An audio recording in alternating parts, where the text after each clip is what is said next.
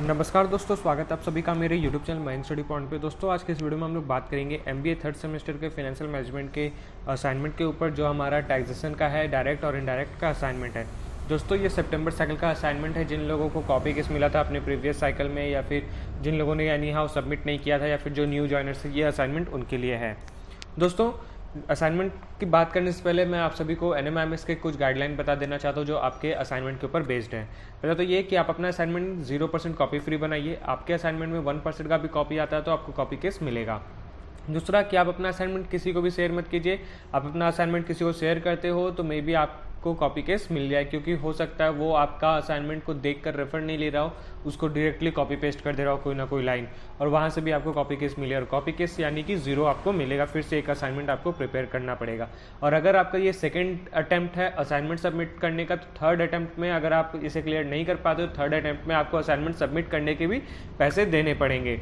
तो ध्यान रखिएगा इन सभी बातों को। दूसरा कि आप अपना असाइनमेंट में अगर किसी तरह का पिक्चर यूज़ कर रहे हो तो वो पिक्चर नॉन कॉपीराइट होना चाहिए, या फिर पिक्चर यूज़ मत कीजिए। डायग्राम यूज़ करें तो डायग्राम नॉन कॉपीराइट होना चाहिए, या फिर आप उसे अगर खुद से बना ले रहे हो तो वो सबसे अच्छी बात है। अब बात करते हैं कि हम लोग किस तरीके से प्रेजेंट करें। तो दोस्तों आप लोग असाइनमेंट बनाने के लिए फॉन्ट एरियल या फिर टाइम्स न्यू रोमन का यूज़ कीजिए, जिसका साइज़ 12 होना चाहिए। और जिसको हाईलाइट करने के लिए आप सिर्फ बोल्ड का यूज़ कीजिएगा, किसी कलर का यूज़ मत कीजिए। हाईलाइट करने के लिए किसी भी कलर का यूज़ मत कीजिए, आपका असाइनमेंट में गलत इम्पैक्ट पड़ेगा। और दोस्तों कि आप अपना असाइनमेंट जो है कहीं से अगर आपको डेटा मिल रहा है, चाहे वो गूगल हो, चाहे वो मैगजीन हो, चाहे वो बुक हो, वहाँ से आप लोग ले सकते हो, लेकिन उसे कॉपी नहीं करना है। आप उसे पढ़िए, पढ़कर उसे अपने हिसाब से लिखिए। एज इट इज़ अगर आप लिख दे रहे हो कि गूगल में आपने देखा कि वहाँ पे लिखा है my name is Mayank Sao, और आपने वहाँ अपने आंसर में भी लिख दिया my name is Mayank Sao, या कॉपी पेस्ट कर दिया, तो नहीं चलेगा। वहाँ पे अगर my name is Mayank Sao लिखा हुआ है तो आपको यहाँ पे आई एम मयंक साव इस तरीके से लिखना होगा, मतलब कि उसे इम्प्लीमेंट करके लिखना होगा। तो इन सभी बातों को आप लोग ध्यान में रखिएगा तो आपको कॉपी केस नहीं मिलेगा। अब बात करते हैं किस तरीके से प्रेजेंट करें। दोस्तों आपको अपने आंसर पैटर्न में थोड़े से चेंजेस लाने पड़ेंगे। आंसर पैटर्न में किस तरीके से आपको आंसर जो है 1000 वर्ड के लिए आपको मिनिमम 900 वर्ड लिखने हैं और मैक्सिमम 1100 वर्ड लिखने हैं। इससे कम लिखोगे तो नंबर कम मिलेगा, और इससे ज़्यादा लिखोगे तो नंबर नहीं मिलेगा। कॉपी चेक वो वाला नहीं होगा, मतलब कि वो आंसर चेक नहीं होगा एक्स्ट्रा। बात करते हैं किस तरीके से हम लोग लिखे। तो आपको आंसर पैटर्न एक यूज़ करना होगा, जहाँ पे आपको इंट्रोडक्शन, बॉडी एंड कॉन्सेप्ट और कंक्लूजन को ध्यान रखते हुए आंसर को लिखना है। और अगर हम लोग बात करें न्यूमेरिकल टर्म की, तो न्यूमेरिकल में आपको इंट्रोडक्शन, कैलकुलेशन और कंक्लूजन के पैटर्न में आपको आंसर्स लिखने होंगे। वहीं बात करें अगर 500 वर्ड्स की, तो 500 वर्ड्स के लिए आप लोग 450 वर्ड मिनिमम लिखिए, 550 वर्ड मैक्सिमम लिखिए। इससे ज़्यादा कम और उससे ज़्यादा मत लिखिए। इन सभी के बारे में अगर आपको पता चल गया, अब यहाँ पे मैंने आपको डिटेलिंग करके बताया है। इसके बावजूद भी अगर आपका कोई डाउट होता है तो आप लोग हमारे टेलीग्राम चैनल पे कनेक्ट हो सकते हो। टेलीग्राम चैनल का लिंक नीचे डिस्क्रिप्शन में है, और साथ में प्लेलिस्ट में हमारे ई बुक का भी लिंक दिया हुआ है। काफ़ी स्टूडेंट्स मुझको मैसेज करते हैं, मेल करते हैं कि सर मुझको बुक्स चाहिए, तो ई बुक्स का लिंक आपको प्लेलिस्ट में मिल जाएगा। तो प्लेलिस्ट आप जाकर अगर मेरा चेक करोगे तो उसके अंदर आपको लिंक मिलेगा ई बुक का, टेलीग्राम चैनल का। उन सभी को आप लोग ज्वाइन कीजिए, और ई बुक के लिए भी वहाँ पर आपको मिल जाएगा लिंक, वहाँ से आप लोग डाउनलोड कर सकते हो। तो ये कुछ पॉइंट्स आपको ध्यान में रखते हुए अपने असाइनमेंट्स को बनाने हैं। अब अगर हम लोग पहली क्वेश्चन की बात करें, तो यहाँ पे जहाँ पे आपको 1000 वर्ड के लिए लिखना है 10 मार्क्स के लिए, तो यहाँ पे एक सिनारियो दिया हुआ है। Suppose you have been hired as a tax consultant. आप सपोज कीजिए कि आप हायर्ड हुए हैं एक टैक्स कंसल्टेंट के बेस पे। An individual who is an Indian citizen, एक आदमी है जो इंडियन सिटीजन है, but has living outside in India, but वो आउटसाइड ऑफ इंडिया लिव करता है, कुछ 5 ईयर्स से या फिर कुछ पुराने समय से वो इंडिया में नहीं रह रहा है। The individual wants to know how their residential status will affect their tax liability in India. अब वो इंडिविजुअल ये आपसे जानना चाहता है कि वो रेसिडेंशियल स्टेटस किस तरीके से उसके टैक्स लाइबिलिटी इन इंडिया में अफेक्ट करेगा। तो आपको क्या करना है, prepare a report that outlines the criteria for determining the residential status of an individual under Indian tax laws. अब आपको एक रिपोर्ट क्रिएट करना है, रिपोर्ट बनाना है, जहां पे आप criteria for determining the residential status of an individual under Indian tax laws के ऊपर एक आउटलाइन क्रिएट करोगे। और साथ में उसके अंदर, उस रिपोर्ट के अंदर आप उसे ये बताओगे, explain how the tax liability is calculated. आपको टैक्स लाइबिलिटी किस तरीके से आप कैलकुलेट करोगे ये चीज भी एक्सप्लेन करना, और साथ में calculated based on the residential status, और साथ में आपको कैलकुलेशन भी बताना है, calculated based on the residential status की उसमें अगर आपका कुछ कैलकुलेशन आपको पता चल रहा है, कुछ पैटर्न्स है कैलकुलेशन का, वो चीज़ें भी आपको बतानी है। तो ये सारी चीज़ें आपको उस आंसर के अंदर डालना है। तो दोस्तों यहाँ पे मैंने ई बुक और हार्ड बुक दोनों का पेज रेफरेंस दे रखा है। आप लोग ई बुक को भी फॉलो कर सकते हो, और अगर एक्सटर्नल सोर्सेज का यूज़ करते हो एग्जांपल्स के लिए, नए चीज़ों नई रिजाइम जानने के लिए, नए लॉज जानने के लिए, तो आप लोग एक्सटर्नल सोर्सेज का यूज़ कर सकते हो। दोस्तों मैं अपने टाइम का ई बुक यूज़ कर रहा हूँ। अगर आपके पास कुछ नया अपडेटेड ई बुक है तो उसे मुझे ट्रांसफ़र कर दीजिएगा बाय ईमेल, जहाँ पे आपको मेरा डिस्क्रिप्शन के अंदर ईमेल आईडी भी मिल जाएगा, या फिर मेरे चैनल के अबाउट पे आपको मेरा ईमेल आईडी और दूसरे सोशल लिंक्स मिल जाएंगे। वहाँ से आप लोग कनेक्ट करके मुझको अपने नए ई बुक्स भेज सकते हो। वहाँ पे मैं आपको पेज रेफरेंस नया बता दूंगा। और अगर कुछ बुक में चेंजेस हो रहा है या फिर वीडियोज़ के अंदर कुछ पेजेस में चेंजेस हुए हैं न्यू बुक के अकॉर्डिंग, तो मैं नीचे कमेंट पे भी उसे पिन कर दूंगा। तो ये सारी चीज़ें हैं। तो पहले हम लोग अपने पुरानी बुक्स की बात करें, जहाँ पे ई बुक आप जा सकते हो पेज नंबर 43 से लेके 45 पेज नंबर में 2.2.1 में, जहाँ पे आपको टैक्स रेसिडेंशियल्स के बारे में बताया गया है। इंडिविजुअल जो किस तरीके से उसका रेसिडेंशियल स्टेटस पे काम होगा, कैलकुलेट होगा, ये चीज़ों के बारे में मैंने बताया है। तो चलते हम लोग पेज नंबर 43 में। तो यहाँ पे हम लोग ई बुक के अंदर आ गए पेज नंबर 43, और उसको थोड़ा सा स्क्रॉल करते ही हमको दिखेगा residential status of an individual, जहाँ पे आपको सेक्शन के साथ साथ हर एक कंडीशंस बता दिए गए हैं, उसके डिफरेंट पॉइंट्स बता दिए गए, और साथ में आपको कुछ सिनेरियोस, कुछ इलस्ट्रेशंस भी दिए गए, जहाँ पे आप लोग देखकर इसे समझकर और अपने आंसर्स को लिख सकते हो। देखकर समझकर इसे अपने वर्ड में लिखना है दोस्तों। बस जो सेक्शन, जहाँ पे हम लोग सेक्शंस लिख रहे हैं, under section this, according to this, तो वहाँ पे आप कॉपी करके लिख सकते हो, उस लाइन को कॉपी करके लिख सकते हो, क्योंकि वो लॉ है। लॉ हम लोग चेंज नहीं कर सकते, उससे जिस तरीके से लिखा गया उसी तरीके से आपको लिखना है। लेकिन आप किसी एग्जाम्पल्स को लिख रहे हो, कुछ नया एग्जाम्पल दे रहे हो, तो उसको आप लोग चेंज करके लिखिएगा। टैक्स में, इकोनॉमिक्स में ये सब चीज़ आपको ध्यान में रखनी होती है कि अगर किसी ने किसी चीज़ को डिफाइन किया है तो उस डेफिनेशन को आप उसके अकॉर्डिंग लिख सकते हो, उसके जैसे ही लिख सकते हो, लेकिन उसका एग्जाम्पल आपको अपने हिसाब से लिखना होगा।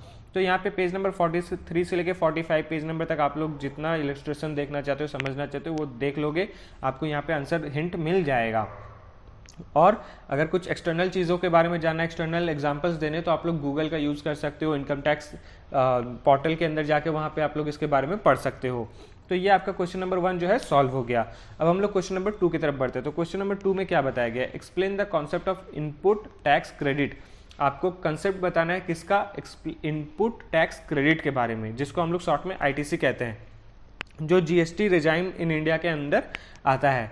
तो अब क्या बोलना है कि discuss the condition of claiming of ITC. अब आपको इसमें यह भी डिस्कस करना है कि आईटीसी क्लेम करने का क्या क्या कंडीशंस हैं, उसके वेरियस सिनारियोज क्या क्या हैं, और उसमें क्या क्या हम लोग क्लेम कर सकते हैं और क्या क्या क्लेम नहीं कर सकते हैं, इन सभी चीज़ों के बारे में बताना है। यानी कि आपको पूरा आईटीसी के बारे में एक ब्रीफ इंट्रोडक्शन देना है। इंट्रोडक्शन यानी कि एक ब्रीफ पैसेज बताकर इंफॉर्मेशन देना है, और साथ में आपको एक उससे मिलता जुलता सपोर्ट, आपके एक्सप्लेनेशन को सपोर्ट करता हुआ एक एग्जाम्पल भी चाहिए होगा। तो यहाँ पे पेज नंबर मैंने दे रखा है ई बुक हार्ड बुक दोनों में। दोस्तों मैं आपको हर वीडियो पे यही बताता हूँ कि आप लोग जरूरी नहीं कि बुक को फॉलो करो, आप लोग एक्सटर्नल सोर्सेज का अगर फॉलो करोगे तो वहाँ पे आपको डिफरेंट एग्जाम्पल्स भी देखने को मिलेंगे, तो आप लोग उसका भी यूज़ कर सकते हो। तो यहाँ पे ई बुक में चलते 257 पेज के अंदर। तो यहाँ पे 257 पेज में हम लोग ये देख रहे हैं, थोड़ा सा नीचे जाएंगे तो यहाँ पे आईटीसी यानी कि इनपुट टैक्स क्रेडिट के बारे में बताया गया, एक डिटेल इन्फॉर्मेशन दिया गया है। तो आप इसे पढ़ो, पढ़ने के बाद इसे अपने वर्ड में लिखो। कुछ डेफिनेशन है तो उसे अकॉर्डिंग उसके जैसे ही लिख दो, एकदम बिल्कुल कॉपी। और बाकी अगर कुछ एक्सप्लेनेशन है जो आप एक्सप्लेन कर रहे हो या फिर कुछ नया चेंजेस आ रहा है तो उनके बारे में भी आप लिख कर बता सकते हो। यूजीएसटी, आईजीएसटी के ऊपर क्या इम्पैक्ट पड़ने वाला है, क्या इफेक्ट पड़ने वाला है, हर एक चीज़ के बारे में आप यहाँ पे बता सकते हो। तो ये आपका क्वेश्चन नंबर 2 जो है सॉल्व हो गया। अब बात करते हैं क्वेश्चन नंबर 3। क्वेश्चन नंबर 3 में ए एंड बी क्वेश्चन है, जिसके अंदर 500 ईच वर्ड के आंसर्स लिखने हैं आपको।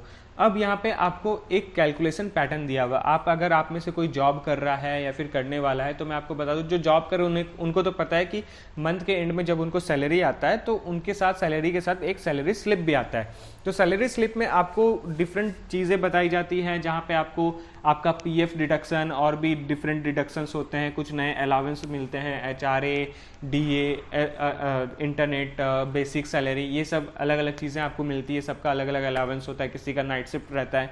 तो इन सभी चीज़ों के बारे में आपको नीचे एक कैलकुलेशन दिया हुआ है, एक कुछ इन्फॉर्मेशन दिया गया, एक डेटा दिया गया इस क्वेश्चन के अंदर। अब उसके जो कैलकुलेशन दिया उसे आपको कैलकुलेट करना है, किसके बेस पे करना है, compute the taxable income from salaries. Mister Rohit का एक जो इंडिविजुअल है, रेसिडेंट है इंडिया का, उसका आपको income, taxable income of salaries का कैलकुलेशन करना है for the assessment year of 2022 to 23। 2022-23 के असेसमेंट ईयर पे आपको उसका इनकम, सैलरी ऑफ इनकम का कंप्यूटेशन करना है। Provide a detailed computation of his gross salary, exemption, deduction and tax liability. जहाँ पे आपको एक डिटेल कंप्यूटेशन बताना है उसके ग्रॉस सैलरी का, कि उसका ग्रॉस सैलरी कितना है, उसमें एग्जम्पशंस कितने हैं, डिडक्शंस क्या है एंड टैक्स लाइबिलिटी क्या है। दोस्तों इसको बताकर आप कैलकुलेट करके तो बता दोगे, लेकिन मेरे अकॉर्डिंग आप अगर इसे थोड़ा सा और डिटेल करके लिखते हो कि अंडर सेक्शन दिस जो ग्रॉस सैलरी आता है, अंडर सेक्शन एग्जम्पशन ये आता है जिसके अकॉर्डिंग ये चीज़ हो रहा है, डिडक्शन किसके अंदर आ रहा है, टैक्स लाइबिलिटी क्या क्या है, उसके कितने अंदर आ रहे हैं, कौन से एक्ट के अंदर आ रहे हैं, इन सब के बारे में भी अगर आप बताते हो तो आपको इसमें फुल मार्क्स मिल सकता है। तो यहाँ पे पेज नंबर मैंने दे रखा है, पेज नंबर के साथ साथ मैं यहाँ भी आपको बोलूँगा कि आप अगर एक्सटर्नल सोर्सेज का यूज़ करते हो असेसमेंट ईयर में, इनकम टैक्स पोर्टल पे जाकर देखते हो असेसमेंट ईयर 22-23 में किस तरीके से हम लोग सैलरी को डिडक्ट कर रहे हैं, किस तरीके से हम लोग उसको कंप्यूट कर रहे हैं, तो आपको और भी चीज़ें आपको देखने को मिल जाएगी। और अगर आप में से कोई CA प्रिपेयर कर रहा है या CMA प्रिपेयर कर रहा है तो उसमें ऑब्वियसली आपको और अच्छे से डिटेलिंग पता चल जाएंगी। तो यहाँ पे पेज नंबर 79 में जाते हैं, जो हम लोग का ओल्ड बुक का है, तो पेज नंबर 79 में जाते हैं। 79 में जाने के बाद आपको नीचे देखने को मिलेगा 3.6 में computation of income from salaries. ये 3.6 के अंदर है, तो आप इसे पढ़कर आप समझिए, समझने के बाद इसके अंदर कुछ कैलकुलेशंस भी दिए हुए हैं, उन कंप्यूटेशन को आप समझिए। दोस्तों ज़्यादा कुछ डिफरेंस होता नहीं है, बेसिकली हर साल एक नया कंप्यूटेशन, कुछ नया रिजाइम आता है, कुछ नया टैक्स लॉज आते हैं, तो उसमें बहुत ज़्यादा कुछ डिफरेंट होता नहीं, बस उन्हीं चीज़ को स्प्लिट कर दिया जाता है या फिर उसमें कुछ चेंजेस ला दिए जाते हैं। तो लगभग आप लोग का सब सेम होता है, लेकिन फिर भी आप लोग एक बार अपने एंड से जाकर इनकम टैक्स पोर्टल पे या फिर कहीं दूसरे साइट पे जाके जो इनकम टैक्स इंडियन लॉ है उसके बारे में जानिएगा और उसके बाद इसे कैलकुलेट करके अपने आंसर्स को बता सकते हो। तो यहाँ 79 पेज में 3.6 के अंदर 81 पेज तक आपको यहाँ पे ये चीज़ देखने को मिल जाएंगी। अब बात करते हैं क्वेश्चन नंबर 3B की। तो यहाँ पे भी आपको एक डेटा दिया गया है, क्वेश्चन आपके पास है तो क्वेश्चन में आप देख सकते हो एक डेटा दिया हुआ है। उस डेटा के अंदर आपको मिस्टर आयन का रेसिडेंशियल ऑफ इन इंडिया, जो रेसिडेंट है, एक इंडिविजुअल रेसिडेंट है इंडिया के, उसके अदर सोर्सेज को कंप्यूट करना है। वो उसका जो इनकम है वो इनकम फ्रॉम अदर सोर्सेज है, तो उसको कंप्यूट करना है, जो आपका असेसमेंट ईयर 2022-2023 का है। तो यहाँ भी आपको एक डिटेल कंप्यूटेशन देना है उसके इनकम का, इनकम फ्रॉम अदर सोर्सेज का, जहाँ पे उसके exemptions, deduction and tax liability के बारे में बताना है।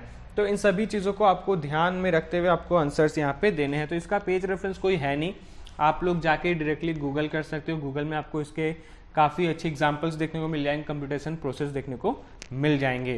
तो दोस्तों आज के लिए बस इतना ही। उम्मीद करता हूं कि आप सभी को मेरा वीडियो पसंद आया होगा। तो जाते तो वीडियो को लाइक कीजिए, और अगर आप चैनल पे न्यू हो तो चैनल को प्लीज़ सब्सक्राइब कीजिए, प्रेस करिए बेल आइकन को भी, ताकि आपको हमारे आने वाले वीडियो का नोटिफिकेशन तुरंत मिले और आप उसे मिस ना कर सके।